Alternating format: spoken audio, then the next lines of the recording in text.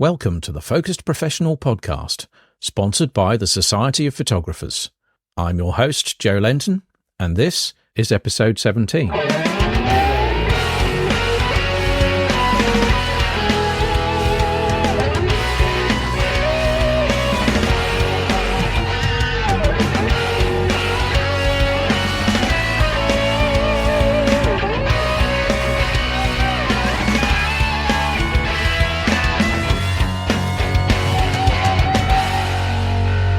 Welcome to the Focused Professional Podcast.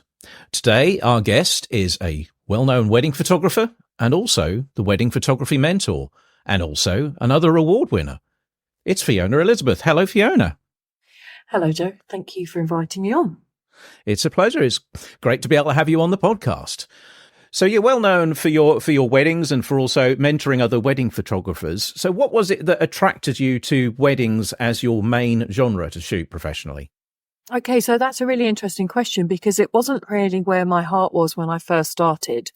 So when I got married and had children, I went back to college to study photography because I had this dream and passion to be an artist and create art and sell it down in a nice little gallery in Brighton. And that was my dream and that was my passion. But on that journey to get to that dream, the lecturer at the college was a wedding photographer and he needed a second shooter and asked if I would go out with him. So the first wedding I did with him, I was like, this is just not for me. You need a thick skin to play this game.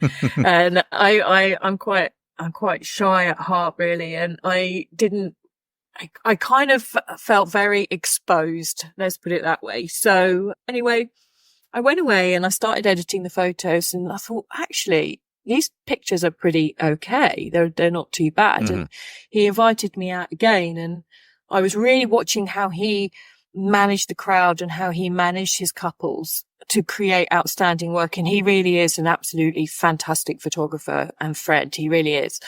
I really enjoy his company as much as I do his work. It's incredible. And so he really influenced me and I thought, why not? Let's give it a go. And what I really loved about it was to be as creative as I possibly could in that environment, to have the ordinary. And I know it sounds like a little bit of a cliche, but to take the ordinary and make something quite spectacular out of it. I found that I enjoyed that challenge. So yeah, that's it. So the rest was history, really. That's how I started in the game. Right. So you've got used to herding cats now then, have you? Yeah, more or less, yeah. Drunk. It's because that often seems to be one of the key things to wedding photography, although, of course, there are different styles. There are those who like to be a bit more documentary and hide in the background, those who like to take over a bit more. But it's a lot more than just photography skills, isn't it? How did you learn from him then about how to deal with people? What could you observe that you could then use yourself? I didn't learn that from him as such, but I realized that I was very good at being able to read body language. I was very good at being able to read people, read a room. I can walk into a room and I can sense the atmosphere strangely, which means that I become more observant of the people who are in there. So in terms of being able to manage the crowd and manage people, I think it just came naturally.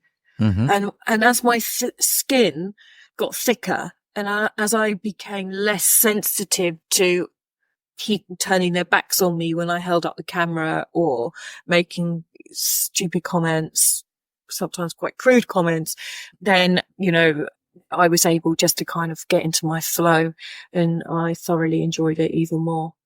The game. You find the awkward person who doesn't want their photo taken and you make a plan for how you're going to get them at some point. More or less. Yes. So you've developed your own style of wedding photography over the time that you've been doing it. Could you describe what your signature style is?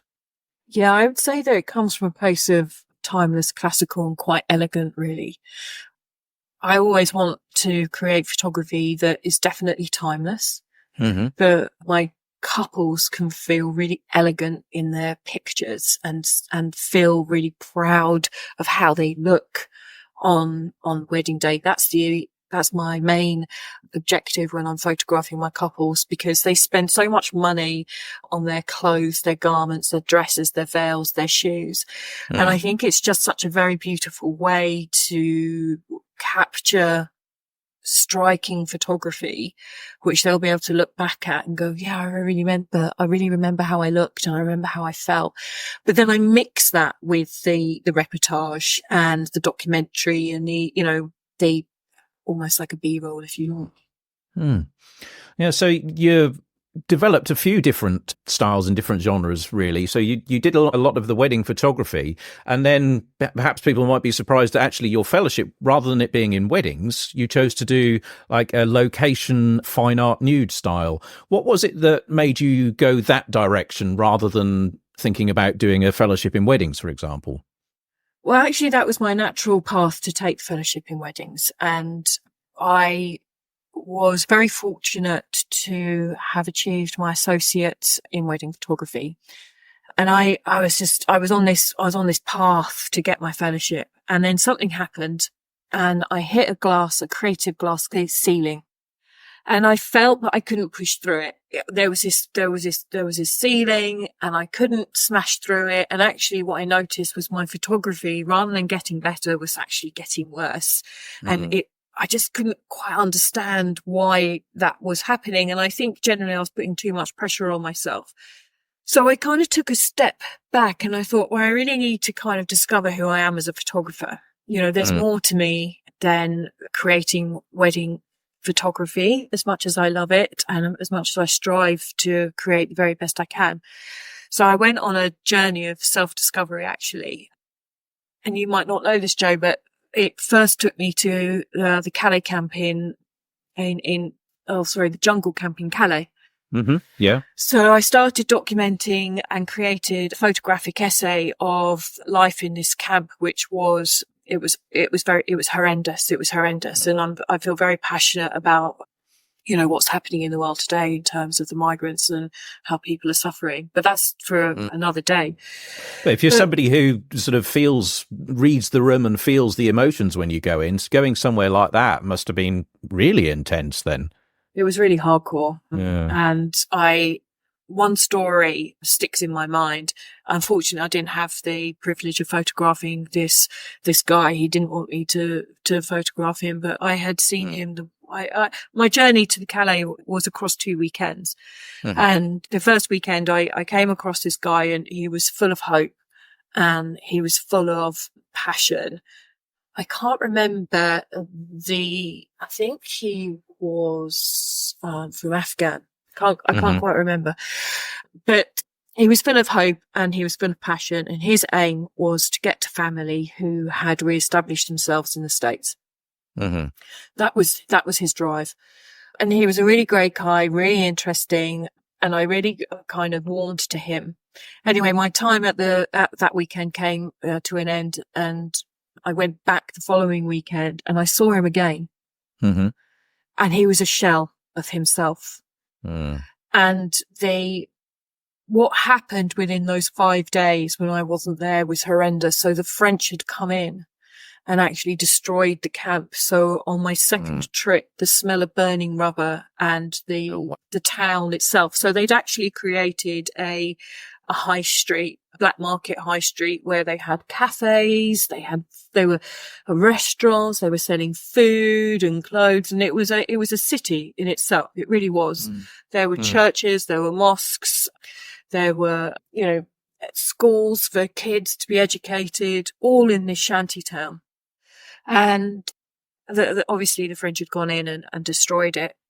Incidentally, Theresa May was Home Secretary at the time, and on my first visit, she was calling for the migrants to come over, younger migrants, to the kids basically, to come over to the UK and get themselves out of that destitute of a place.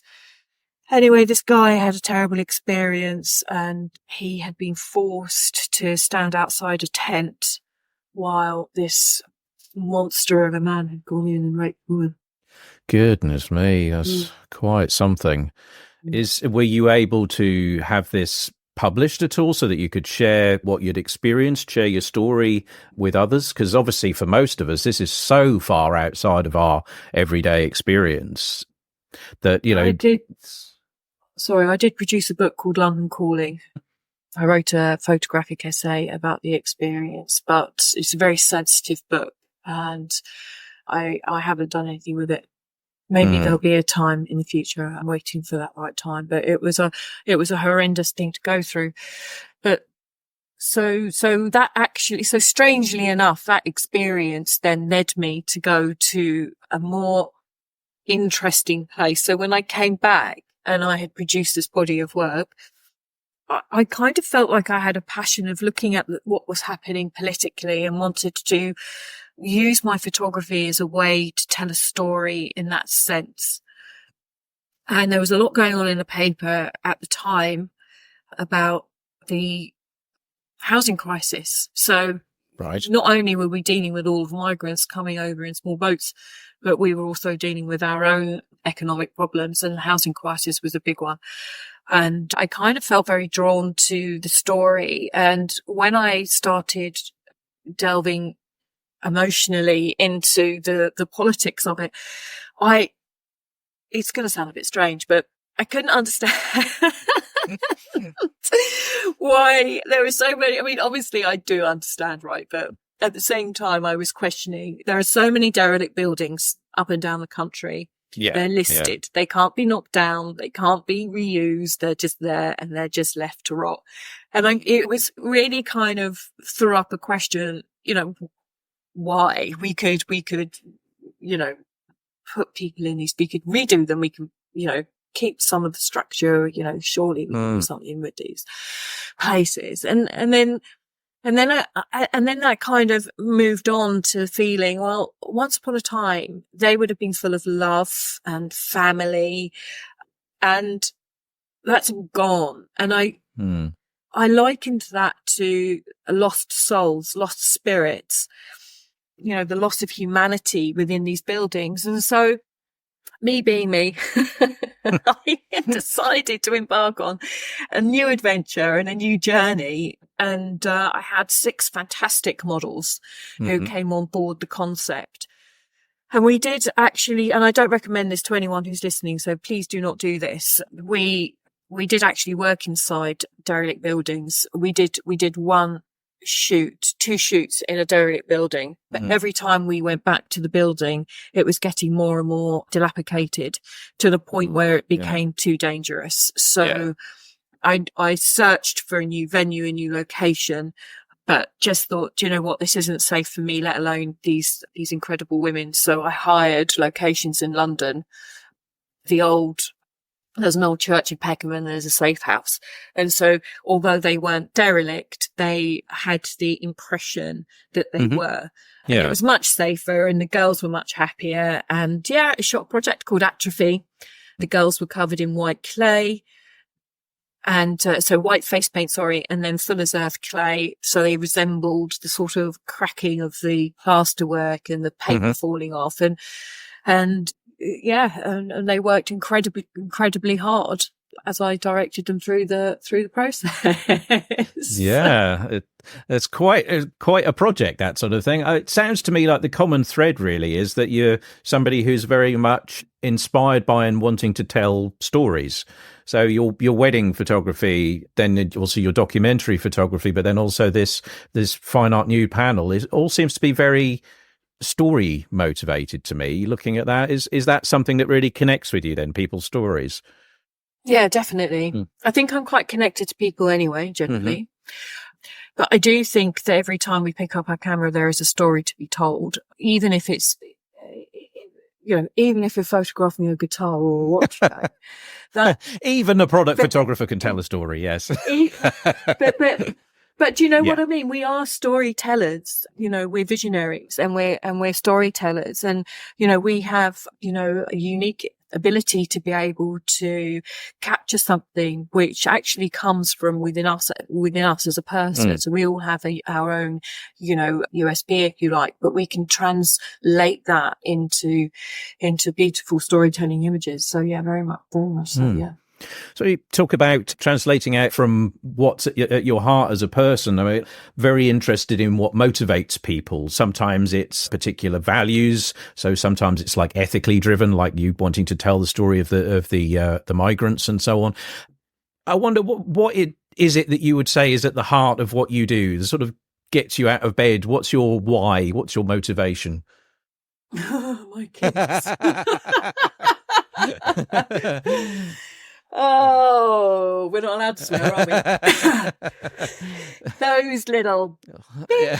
No, they're great. No, they yeah, my family obviously motivates me more than anything. But, other than that, I'm a very passionate, very nurturing person. And to be able to put something back and help people to achieve their own goals is a massive driver for me, because I didn't have that growing up. So as a creative growing up in a family that was driven by data and science, it was very difficult to fit into that sort of space. And as much as I tried, it never worked for me. It just wasn't going to work. So to be in a position where I've worked hard to get to where I am today in terms of my fellowship and my awards, to be able to then take all of that knowledge and experience and package it up to help others is a real passion. It's a real dream of mine, actually. So that presumably is why you decided to set up the Wedding Photography Mentor?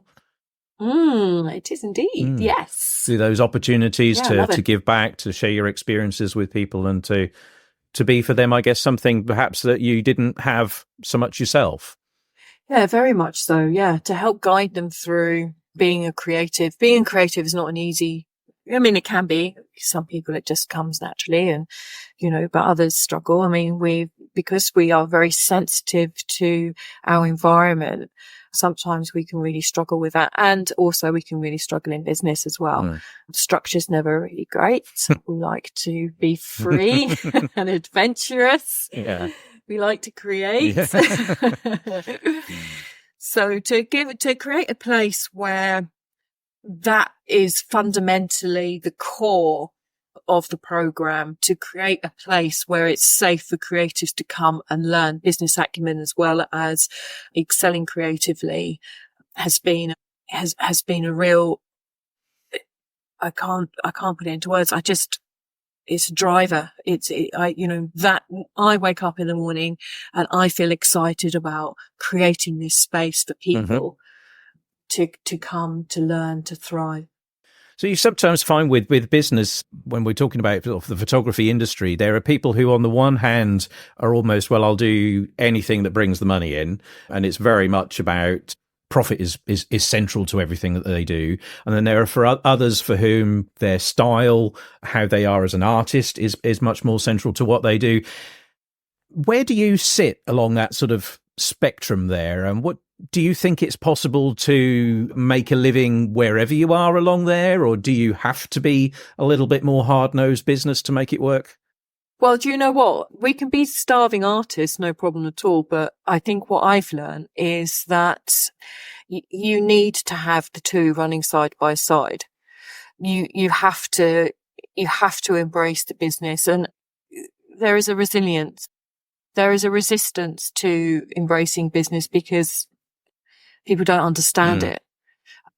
And it's not really what turns us on. We're creatives. And so we like spending time and crafting and creating. And that's all very well and good. But unfortunately, it won't keep the lights on. And so it comes to a point where you have to embrace the business side of things to be able to realize that you need to be able to fund and support your family. And if life has taught me anything, it is to embrace both from the get-go. Because the more you set up the foundations of your business at the starting point, the more you can enjoy being the creative. If you don't have the business foundations in place, or you don't know how much you really need to earn just to keep the lights on, you're you're fighting a losing battle because you get kind of lost wanting to be the creative side of things. And that's where your heart is and that's where your passion is. But you can't do that if you haven't got the money to fund it. No. So the two are very much in sync with each other. And the more, I kind of like to say to my mentees, we're creative, right? So let's be creative in business. There's nothing wrong with reframing it. And don't be scared of it. Embrace the challenge, embrace the creative challenge of business, and it becomes a bit of a game. And you don't have to lose yourself in it totally, but if you ignore it, you're never going to move forward.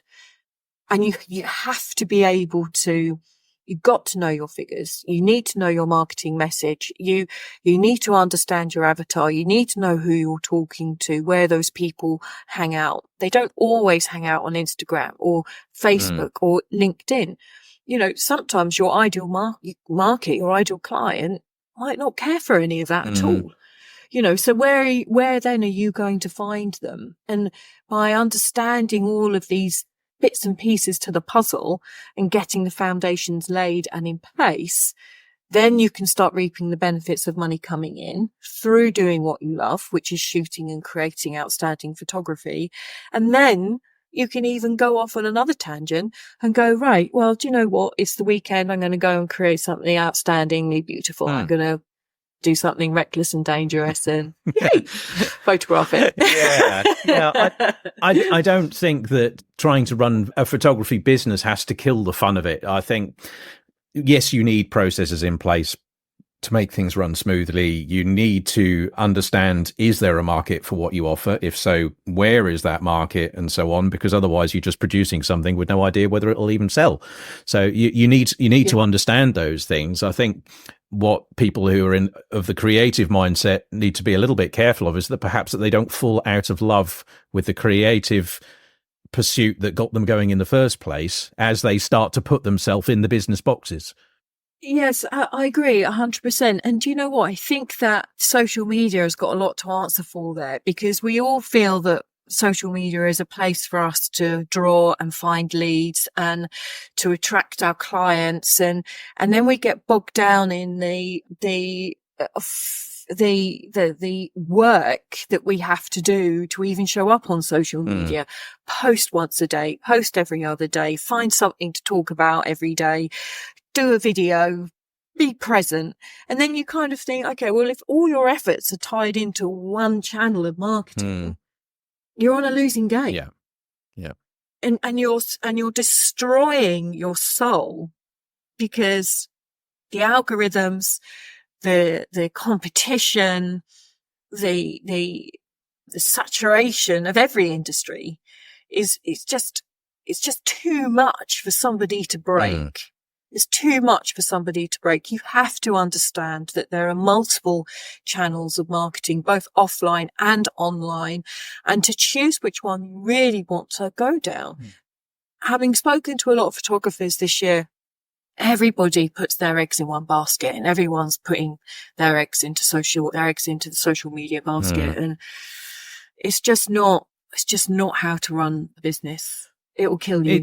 It'll kill the business. I wonder whether there are some genres where it works better than others, but certainly from my perspective with commercial work, with product work, that is not where my clients are coming from. And elements of what I do with touring people and so on, you're making more of a personal connection, but you need to understand where your clients are going to be.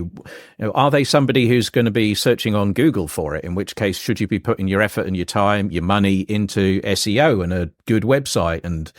Or are they somebody who is on LinkedIn every evening? Is your audience really going to be someone who likes to watch 10 minutes of TikTok videos every day?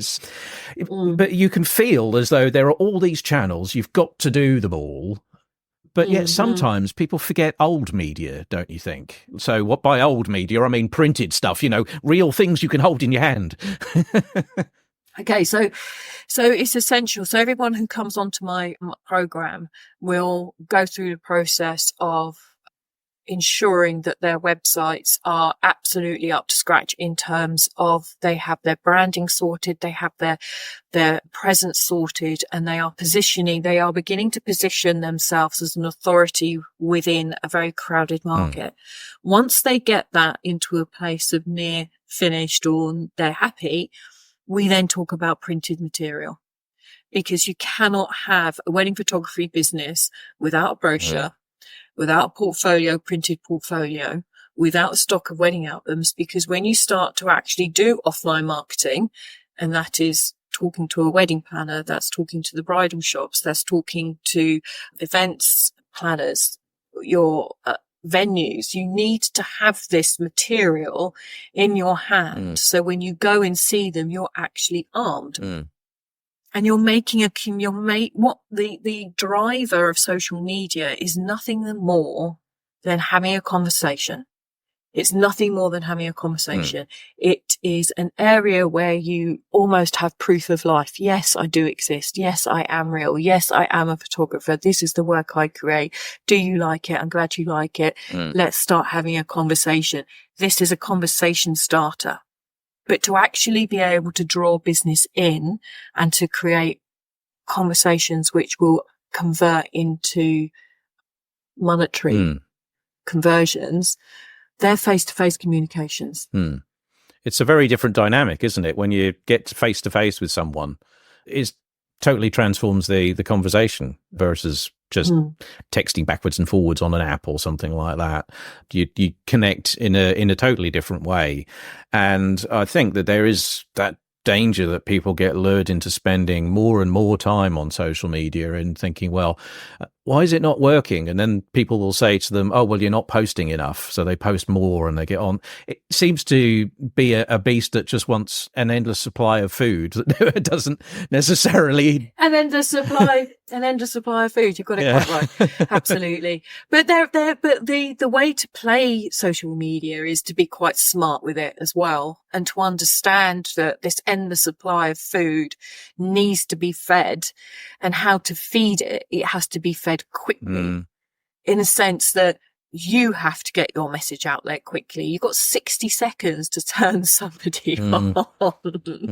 You need to be able to use language more than just an image, because it's so oversaturated with images. To actually get someone to stop and start to read is the challenge. And when they start to read, they have to be totally engaged to actually get to the end of the post. And that structure, when we start looking at social media in that way, and that structure of communication, then it just becomes even more exciting. Because this is when, as creatives, we can go, right, okay, let's tackle this. Yeah, definitely. And I think when you look at advertising campaigns, whether that's the sort of adverts you see in breaks in TV programs, or whether it's adverts you see printed in magazines, they are the sort of thing that most of us just flick past very, very quickly. But when you're starting to market your own business, they're well worth learning from, because they've been doing it for decades, many of these big businesses. Centuries. They know how to grab attention quickly and make sure that you absorb everything that's in there. And they also know that they don't have to speak to everybody. They speak to their target market with it. So I encourage people to have a look actually at adverts sometimes. I know they can be a bit naff. They can be a bit silly. But the point is, how are they getting your attention? Not necessarily exactly what they're saying, but how are they doing this? And that's something I think we can then reapply for ourselves. Do you know what? There are two adverts that really come to mind, right? Do you remember the BT advert where the poor guy was climbing over Snowdonia or something, and he was trying to reach somebody and it was pelting down with rain? Or was that British Gas? I don't know. But, and then there was the Guinness ad. With the white horses coming out, or the waves with the white horses. Now, these are the ads that if anybody wants to learn about marketing, advertising, messaging, then go back to the golden era of advertising, because there you will have outstanding storytelling. Today, it's I don't really watch too much TV today. Everything's box sets and trash telly. But back in the day, those adverts were phenomenal. And I had, when I was working in TV, they were very close to my heart. And, to live my life again, I would love to be a director of adverts of that time. But yeah, so there's some advice. Go and have a look at old commercials from the 80s and the 90s. They're often things where the latest special effects, the latest research into how to communicate with people are used first. They're often where, if you take your sort of pounds per minute budget on a program, adverts are often a lot higher than a TV program in what they're spending on creating it. So the production value is really high. It's something polished. But yeah, so often we think, well, if I just stick some quick selfie up and bung a couple of lines of text under it, then, I'm being genuine. People know who I am. People will like me. And if they like me, they'll buy off me. Look at those adverts. Not quite so simple, is it? It's not quite so simple, no. But maybe not so much look at the visual aspect, because the visual aspect's obviously striking, and we can't be filmmakers unless you're a videographer, and then sure, go, eat heart out, special effects and all sorts, nothing to stop you. Right? But it's the script you want to be listening to. It's actually the language and how they structure that storytelling script to get you to take action after the advert. And back in the day, incidentally, they weren't 60 seconds. I think they were probably more like 30 seconds. Yep. They were very, very short. Yeah. You've got very little time to get people's attention and to try and hold it. So whatever industry you're in, it is a battle. So, I mean, this is one skill then, to some extent, that you need to be a modern wedding photographer. I mean, what else would you say are the key skills, the key things that you need in your armory if you're going to be a wedding photographer today? There are so many choices. Okay. So there are so many choices. There are so many styles, and you can play around with lots of different things, but the strongest armor you can have when photographing a wedding is knowing light. Without a shadow of a doubt. But, I mastered natural and ambient light for one reason and one reason only. I work on my own. So I don't have the time during a wedding to set up a flash. Off camera flash and stuff like that. I have used it in the past. I've used it. I've experimented with it, but I'm not very technical. Funnily enough. Leave that to the nerds like me. That's So I just want to keep everything super simple. Yeah. There's an important lesson in that, though, really, as well, isn't there? If you overcomplicate things, you're creating more things that could go wrong. So, yeah, I think it is a good idea to keep things simple. But if people are, perhaps they've been going for a few months trying to set themselves up as a wedding photographer and thinking, I'm not really there yet. Do I carry on? Do I give up?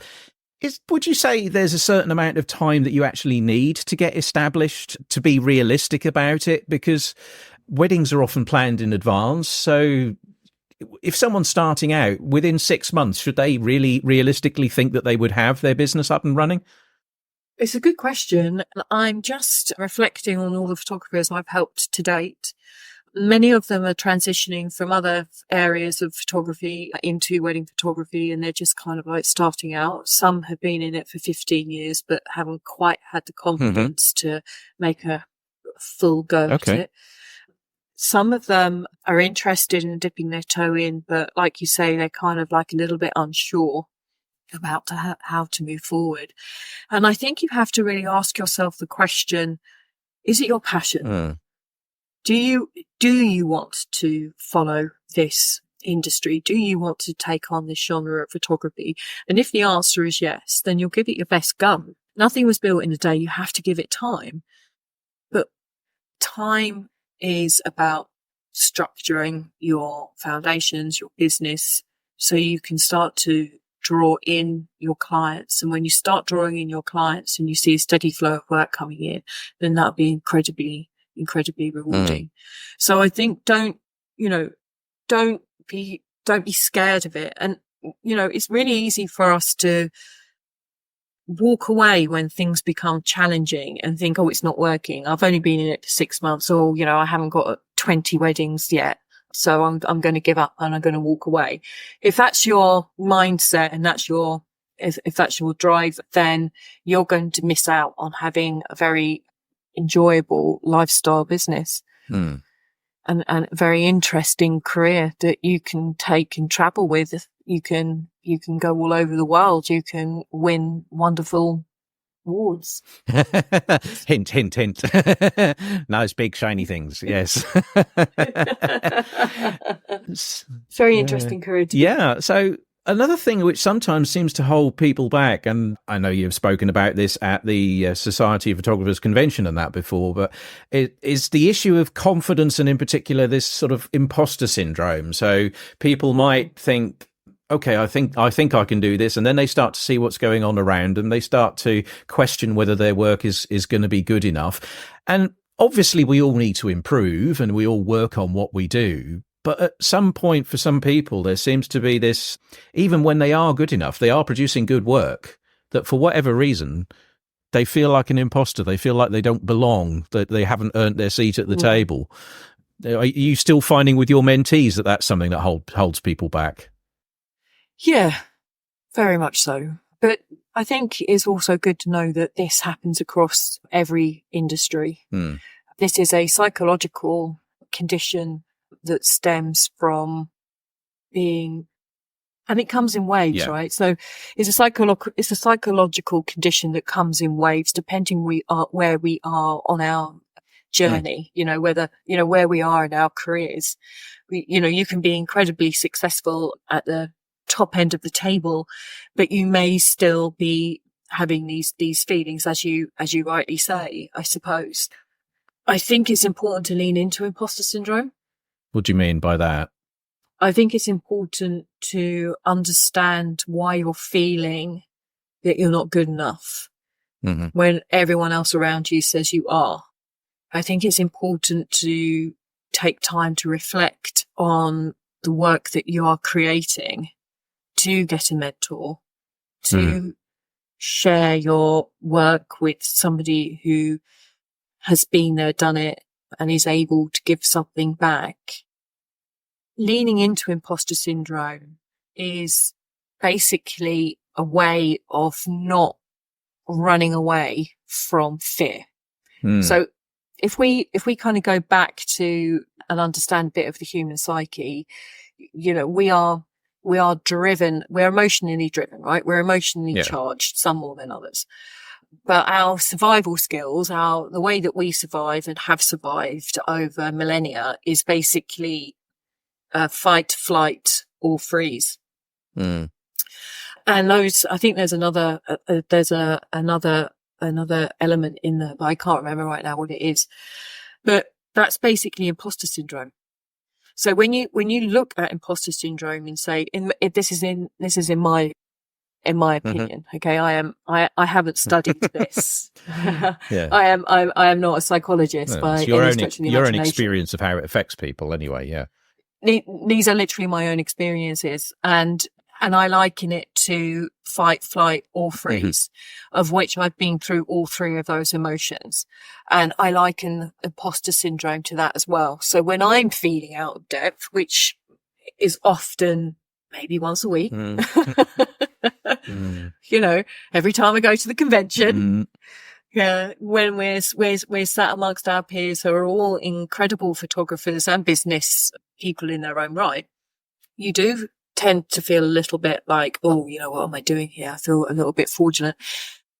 But you have to remember your successes. You have to remember where you've been. You have to remember the journey that you've been on. And quite often you have no idea what everyone else is feeling or thinking. You just don't. It's impossible for us to know that. So we can only really go on how we feel. And if those feelings of I'm not good enough start to bubble up, lean into it, because basically what your nervous system is telling you, it is your nervous system. It's telling you to protect yourself. So run. Yeah. If it's feeling like, I don't know what to do here, I feel threatened. So yeah, it's that kind of instinctive response. And I think what a lot of people don't realize is that it doesn't necessarily go away. You can win awards, you can get a fellowship, you can be a photographer for many years, you can run a successful business, but that doesn't necessarily mean that you're going to be feeling super confident and fine about everything all the time. No. A lot of people don't realize that the person standing on stage receiving an award might actually be thinking, I don't deserve this, I shouldn't be here. We don't know. Well, there's a funny story. There's a funny story with that, instantly. So it's exactly what happened to me, literally at the beginning of this year. So I had decided that I was going to put my big girl pants on and enter into the Icon Awards in Vegas, right? So once I got my fellowship with Atrophy, I was very shy. And I didn't really shout about it. And I kind of like, I love the work. The work is beautiful and it's stunning and it has picked up awards, and obviously it gave me my fellowship, but I didn't really run with it at the time for many reasons. But the Icon Awards had come up. Also, it kind of coincided with the beginnings of COVID, incidentally. So those two big sort of things happened at once. So I put my big girl pants on and I thought, right, I'm just going to go for it, see what happens. So anyway, I put a couple in, and one image did well, obviously Atrophy, and one image didn't do so well, which was one of my wedding pieces, which was fine. Okay. The wedding piece had already won an award at the convention. So it was quite interesting to see that didn't make the cut. Anyhow, so I got a lovely message to say, congratulations, you made it to the finals. Yeah. Like, what? I knew it did well, but I didn't realise it did that well. So I was like, oh my God. For me, I had won. Hurrah! That was great. Anyway, so I got it printed by the print foundry. Thank you very much. Ronaldo was a great help, and we chose beautiful paper, and we really kind of made sure that the presentation quality was, top end. And I sent it off to Vegas, and I didn't think any more of it. And then January came, or was it February, March, I can't remember.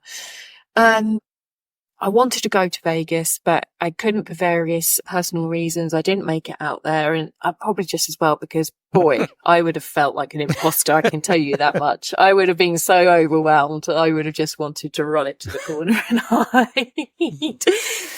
Anyway, I don't like doing that.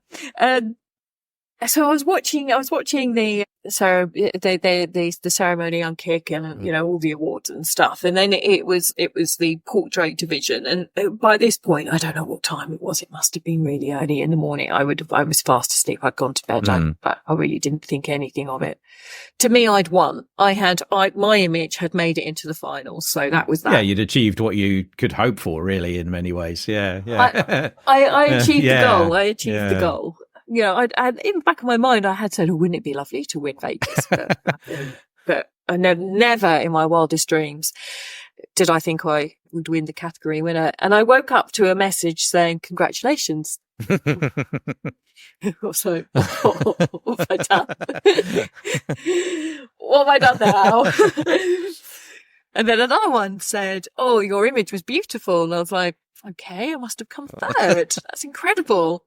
And then throughout the morning, all of these, and I was like, what the hell has happened? So I jumped on to watch the replay, and somebody had actually sent me, I don't know who this photographer was, actually. I don't know I've never met her, but she follows me on Facebook, and she saw my image come up on the big screen in Vegas, and it had a first by it, and she photographed it and she sent it to me. And I was just like, no, this is wrong. This is not right. What's happened? And anyway, so I jumped on and I watched it, and I watched it about 4 times. It was amazing. I just couldn't believe it. And I was delighted to win that category for boudoir and fine art. And, to see Atrophy be success in a place like that was just absolutely wonderful. But massive imposter syndrome. Well, it's funny because, like you said, oh, I must have come third, not, oh, wonder where I've placed. It's like, oh, well, if I've done really well, I must have come at the bottom end of what really well is. So that says a lot, right? Even there.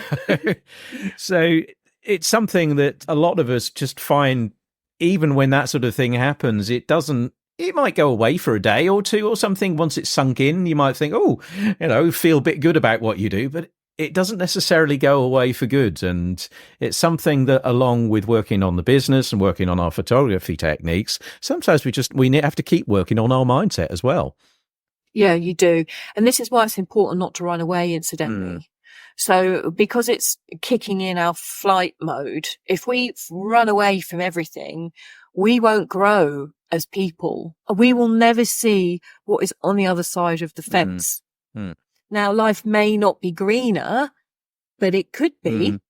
So, everything's a risk, everything's a gamble. So if you're going to nip over the other side of the fence, make sure it's the right fence you're nipping over. But that's the first advice I can give. But yeah, don't run away from it. You will be surprised what joy and wonderments will be there waiting for you, really. It's very, very difficult. It's not easy. And I've gone through, last year was a very difficult year, and I spent the whole year just in a place of resistance and fear. And, I was very, very challenged, and I had a dream, I had a passion, and this psychology, the mindset was holding me back. I don't know what it was that cleared it, but something cleared it. The energy changed, and here I am with you. Yeah. Proof that you can get through it. Yeah, you can. Yeah. So lean into it, guys. Lean into it. So as somebody who's involved in training others, how do you continue to develop yourself? What types of input do you look for? Is it for your business or is it for your photography? How do you keep growing yourself? It's a business, basically. So I've invested into many business mentors over the last 18 months to really get an understanding of what business is and how we show up in business today.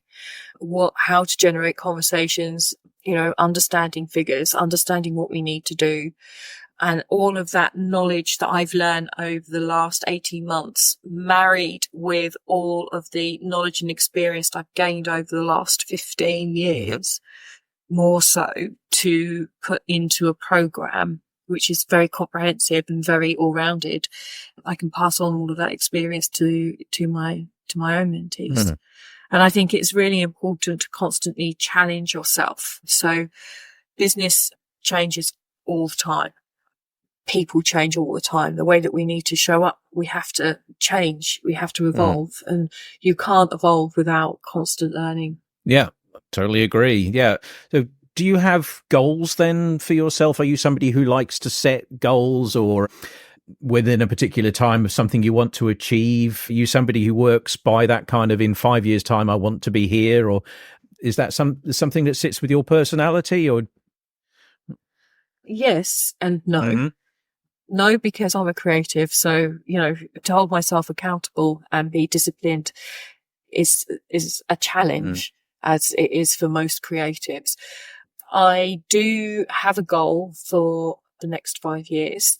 I do see my business growing and scaling. I want to reach as many photographers as I can to help them be successful and grow. I always want to be with my camera. I always want to be photographing weddings. I always want to be photographing fine art. And these are my goals, and these are my personal challenges as well. I think it's important to say that time is a commodity and time goes, but you won't get it back. Okay. So what you do with your time is an investment, and it's important to keep moving yourself forward. So where setting goals can be important, it can also be overwhelming, and it can also be challenging. But if we do little things every day to get where we need to be, then those goals and the overwhelm will slowly wash away. That's the first thing I'd say. And it's breaking it down into manageable chunks, isn't it? I think when you see a big goal, it can look so far off, but if you then break that down into some slightly smaller pieces and take each one of those pieces and break that down into smaller steps, you can tick off little things every day or every other day and say, oh, I've done this, I've done that. And before you know it, you're actually working towards having one of those bigger pieces complete. And, you know, rather than just looking at the big view all the time, that can be off-putting in some ways. It can be. And I think that for me, where I had seen the vision of having a mentoring business, the wedding photography mentor, the end result of that, the bigger picture of that was so overwhelming. I didn't actually know where to start. And by breaking it down into kind of really small pieces and just getting the foundations laid, even though I wasn't generating an income from it at that time, I was still taking small steps to be able to get myself into a position where I could start taking people on board the program. And now people are on board the program, it's proof of concept. Yeah. And it means it's viable. And to see my mentees actually come in and succeed and take action and to drive and to thrive and to be passionate and to be happy and to feel confident within themselves, there is nothing better. And each week we have a call. Each week there is a success story. Each week there is a story of, oh, I haven't quite done that and I felt a little bit of fear or a little bit of resistance. But we are all there in a community to help pull that person along. So for me to actually take those small steps and to get to a place where I've hit goal one, which is actually having some mentees in the first place to pass on all this knowledge and experience. It's amazing. Yeah. So yeah. If somebody is wondering, well, what sort of thing might be an indication to them that they could benefit from having a mentor such as yourself? Are there sort of red flags that there might be in their business or in their work that you might think, well, hold on, if you're feeling like that, then come and talk to me? What sort of things do you think would be triggers then that would suggest people should talk to you? About confidence is one. So if you're feeling unconfident and you're not quite sure how you're showing up in your own business, that could be a challenge. That could be your overwhelm. It could be that social media is overwhelming for you. Website design is overwhelming for you. Having a brand and actually positioning that brand in the marketplace could be overwhelming. All of these things can be our initial challenges. As creators, we're driven by ego. And sometimes, you know, our egos, we can pick up a camera and we can take a photo and our ego will tell us that that's a good picture and we're not worried about it. Okay. So there are two sides of the business. There is one where you will have a person we all love photography, you know, but if you're somebody who is strong in business, but perhaps your photography isn't as good as what you want it, your red flag would be, I'm getting the money in. I'm doing all right as a photographer, but I can't push myself to win an award. I can't push myself to get qualification. There is an element of me thinking, oh, I'm not really that good, but it's paying the bills, so I don't care. So if you're a photographer and you're sitting in that camp, that's great. Brilliant. If you want to take your photography to the next level and not be average, be exceptional, charge more for your wedding photography, which means you don't have to shoot as much, but you can still generate the same amount of income, but your photography is just, up a notch. Therefore, you value it more. You can, that's the driver, if that makes sense. And then on the other side, you've got the creative who's really bad at business, but will take a photo and they'll look at the photo and it'll be a fantastic photo. It'll be an award-winning photo and they'll go, oh, I don't like my photography. And then you go, okay, well, let's get things in place here. Let's be realistic. Your photography is great. So let's worry about the photography. once you've picked up business, let's get the business foundations in place.